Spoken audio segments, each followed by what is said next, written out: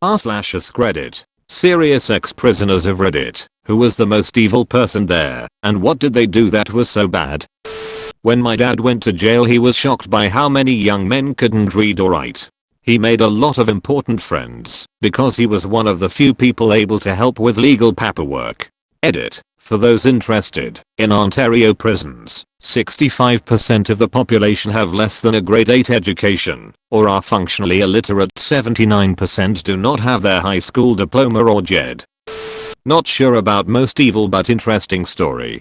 When I did time I was bunked up with a guy who had stabbed his uncle to death, molested him. Guy was insanely mean, but when lockup came, he was super nice to me. He was 23, but couldn't read or write, so we would dictate letters to his girlfriend and I would write them for him. Not in prison, but I was an intern in a public defender's office over 10 years ago, and the one that stands out was a juvenile locked up for the third time for raping kids aged 2 to 4. Kid was obese and clearly very damaged. This was a juvenile detention center that was often used as a babysitter by crackhead moms, accuse the kid of a crime, and get them locked up for the weekend so they could go on a bender. He was serving a sentence. I was warned going in there that he could turn violent at the drop of a hat, and the attorney was nervous about bringing a young female in, but I insisted. Kid looks me straight in the eye and says, "Don't let me out, I will do it again." I can't stop. He was hunched over, dead eyes and completely serious. When I was in the outbox the day before I was released, I was hanging out with a bunch of guys just killing time. One of them was part of a mutiny killing gang. They kidnapped and killed a bunch of people for body parts and cut them off while the people were alive. It was a pretty gruesome case. Anyways, he was really quiet and rather stupid. Just a simple farm boy type. Edit. Article about it. English guy here. I spent 4.5 months in prison in 2018. There was a guy who was really nice, seemed like a genuine guy. That was until I found out he strangled his drunk wife to death and left her there whilst he went to work the next morning. The killing your wife and going to work like nothing is wrong thing. Years ago, husband trained a guy in his company and the guy forgot their assigned iPad one day. He told him to go home and get it. The guy went home, stepped over his wife's dead body in the kitchen to grab his iPad, and returned back to work. About a week later my husband came home and told me what they had found out when the police came in to ask them timeline questions and more, right before he was arrested. He killed her before work, was hoping that his alibi would be I was at work all day on base, I couldn't have done it. He made some critical mistakes. He would have been caught either way, but proof that he went home when her body was already laying there dead was another nail in the coffin for him. I was 16, but tried as an adult, so they kept me in a 21 and under pod. Malvo, the DC sniper, was in my pod. Also, one of the first people I saw in a chain gang was Charles Manson's brother. Swastika on his forehead and everything. Lesson learned, don't be a fuckboy. Technically armed robbery with a deadly weapon, but in reality it was me and 4 other friends who held up a store one of us worked at with a plastic gun. Still ridiculously stupid, and I deserve everything that came from it, but it really was the life-altering event I needed. Didn't help that Jay Leno and David Letterman made fun of us on their shows either. Lol. Edit. Had he word either twice. And thank you everyone for all the support. Really appreciate it. Before I got my prison sentence in 2013 I was in Arapahoe County Jail with James Holmes. Was pretty crazy cause they'd put the whole facility on lockdown to move him, even though he was in segregation. I was a co, and we had an inmate like that. We didn't do a full lockdown, but every inmate had to be in their housing unit anytime we moved him. Couldn't have any other prisoners with any shot at getting to him. He was accused of beating a 3-year-old to death. None of the guards were thrilled, but it was our job to protect him and we did. Then when he was at the courthouse for a hearing their dumbass security failed. Some other prisoners got to him and almost killed him before they were stopped. They could have killed him easily if they hadn't dragged it out to make him suffer. At his trial he was found not guilty. Bro. Fuhuhuhuhuck, Arapahoe County Jail. I've been picked up in 3 different counties, and Arapahoe was the slowest shit I've ever been through. Fuckers released me at 11:59, gave me a bus ticket, and no way to get to the nearest station in time for the last light rail. And that's to say nothing of their incredibly cramped ass cells. What's crazy is that prisons and DA offices can be rated on Google. Unsurprisingly, they all have 1-star averages. I just picture someone giving their old jail a 1-star and thinking, that'll show them. I can't imagine people go back and give it 5 stars saying something like, so yeah, it wasn't that bad. We always had toilet paper. There was also this dude in his 40s. This was when I was at the county jail, before being shipped off to state prison, who was a janitor at an elementary school. He was weird with a giant Star of David tattoo on his back and blonde highlights in his longish bowl-cut black hair. He sodomized 2 girls, 9 and 11, with a broom handle. I think his charge was sodomy with a foreign object. I remember everyone feeling contempt because we knew that in that county, sex offenders got off easy. Fortunately, we were wrong. He was given life. I remember the paper he got from court read. Release date: deceased. There was another chomo who raped his 3-year-old daughter, and when his wife caught him, she freaked out and called the police. He ran from the cops in a car and drove off a cliffside. Whether that was on purpose or not, I'm not sure, but here is where it gets worse. So after the accident, he couldn't talk or act normal. He was essentially retarded, would shuffle around and rock back and forth anytime someone talked to him. Brain damage is what people said from the car crash. People were nice to him until they found out his charge, then ignored him or were cold towards him, but he was restarted at this point, so no one went out of their way to harm him. This went on for maybe 7 or 8 months, but people started to say he was full of shit because gradually he started acting more normal, or people would catch him acting more normal than they believe he tried to portray himself. Eventually, it became obvious he could not keep up the charade any longer and everyone knew he was faking being retarded. People started fucking with him and tormenting him, people pissing on his laundry bag, trustees banging their brooms on the side of his cell wall to make him start going crazy and crying. He had a single cell in the corner. He was still trying to act like he was restarted, but was slipping up and slacking at times, and it became obvious he was full of shit. The worst part is that he only got 4 years for fucking year for raping his daughter. I got 6 years for robbing someone of their drugs. Anyways, when he got to state prison, after being shipped from the county jail, he got beat real fucking bad. Word travels in the system. I think he spent the remainder of his time in isolation. Even the guards hated him and knew he was bullshitting. Jodi Arias was on trial one of the few times I visited the US, and we would hear about her every night. Her name stuck with me. It's odd to read it in a thread now. Even odder to physically imagine someone being locked up around her and interacting with you. Anyway, I hope you have a good day. I was in for a week. There was a woman there who got high, meth, and microwaved her baby. She was a fucking monster. Couldn't be in Gen Pop because people would try and kill her, understandably. I was in a women's prison. New inmate told everyone she was in for tax fraud. Couple of days later, she gets the crap beaten out of her and doesn't leave her cell again. Food gets taken in by screws, and eventually she gets ghosted out. Turns out she was in our side and both her husband and son were in the male side for running a child porn ring. Those guys had been put straight in the VP wing, but most female prisons don't have enough sex offenders to have one. It was one of the screws who told some of the inmates why she was in. They wanted her to be taught a lesson. The offenses were awful. She was fully part of it and was responsible for acquiring a lot of the victims as she was trusted by people. Youngest victim was her niece's 3-month-old who had to be hospitalized due to trauma. I worked as a parole officer for a while. Some sex offenders are beyond help. Some are truly evil. Example, one guy kept his 9-year-old daughter in his basement, no other family, and raped her repeatedly while torturing her, including force feeding her until she threw up and then forced the throw up down her throat. After court and did his prison time, yeah, he got less than 8 years for this. He would bitch often about how the system was out to get him and it wasn't fair. He is a pose who should have got life. Usually the case with pedophiles and child murderers. Soon as the other inmates find out, then you're fucked. Happened to a complete monster of a person over here recently. He kidnapped, raped, and murdered a little girl and had the shit kicked out of him when the other inmates found out. I am 20, was in and out juvie from 15 to 18 till I went to county jail. The worst people I came into contact was a boy 15 who shot his stepmother, slit her throat, beat her head in with a blunt object, wrapped her in sheets for the father's roommate to find her, then he shot him. Happened in McMinnville, Oregon. Other than that, a lot of people raping siblings and making threats to shoot up the high schools in the area. That's Yamhill County for you.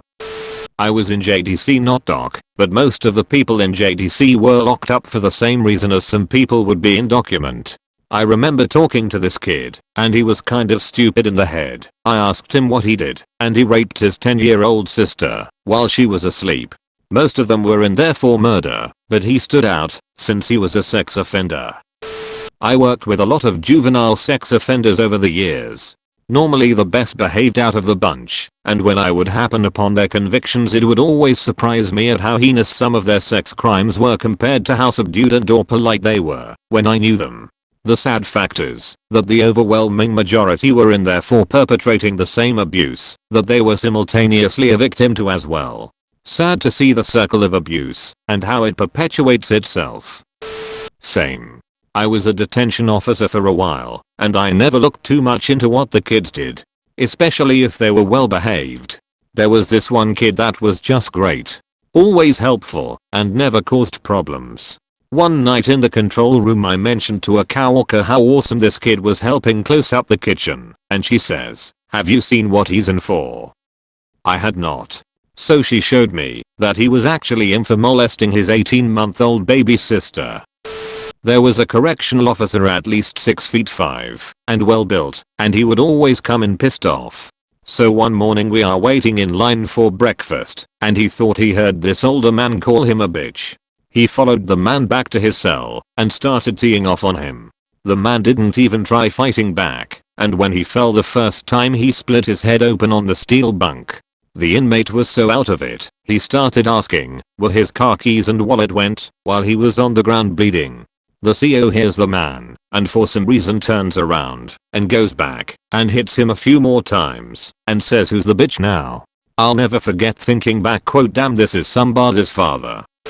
This rich kid stabbed his friend in the chest, killing him, but he was on Xanax and weed at the time and doesn't remember anything of it other than his friend on the floor dying. The mad thing is this guy, 18 years old, actually got off with the murder and found not guilty, although was sent down for just under 2 years for possession of a knife. His parents were quite wealthy, and it was a big case in the UK. Basically his barristers were the best money could buy, and he said that's how he got off. Edit. He didn't have any remorse for his actions, which was made him a pretty fucked up person. It's a funny one though, because he actually seemed a nice guy until he would talk about the killing and just didn't care what he had done. Nobody else in the prison had ever killed anyone to my knowledge, as it was a lower cat prison, but he was only there for possession of a knife. Edit again. I didn't expect people to know the persons involved in this, or as many responses. I'm currently still on license, meaning I still have to report to the probation service and don't particularly want any blowback for mentioning this, and can never be too careful. If anyone has any questions, PM me, as I'm not answering specifics on a public forum. I know it's anonymous, but just not worth the risk. Sorry. I had a cellie in prison who was a KKK white boy. He was a madman. He was always pissed off and would say the craziest stuff like, "Did you hear that? The white rhino is going extinct. Fucking Jews." I was watching the movie about black pilots in WWII, and he sat down indignant and rolled his eyes and guffawed. "Black pilots? Come on." I said, "You really think there are no black pilots?" He said, "Hell no. Have you ever seen a black pilot?" It was like this every day until my move finally got approved. When I was in jail, my cellie was a guy that tied his old lady down to their table and tried to carve "Do not resuscitate" into her chest. Halfway through, the cops showed up because the neighbors could hear her screaming. I tried as politely as I could to tell the captain that I don't mess around with woman beaters and asked for a block transfer. Thankfully they put me in work release, which was awesome because I got to work in the kitchen. and deliver food to the different blocks. No food hall meals were brought to you, and you never left your block, except to go to the basketball court or the library. Well, one day I'm serving food to one of the solitary cells, and as soon as the slot is opened a drenching wet magazine gets thrown out. Turns out it's covered in piss, and the woman inside is the chick my previous cellie carved up. Turns out she stabbed her son with a syringe of her blood, and she was inside too. Some crazy stories all around, but that couple far and away were the craziest people I saw. Poor son, getting jabbed with a syringe of his mother's blood. I can't even imagine what he put up with growing up. Dudes carving shit into your moms, and then your mom injecting you with some blood.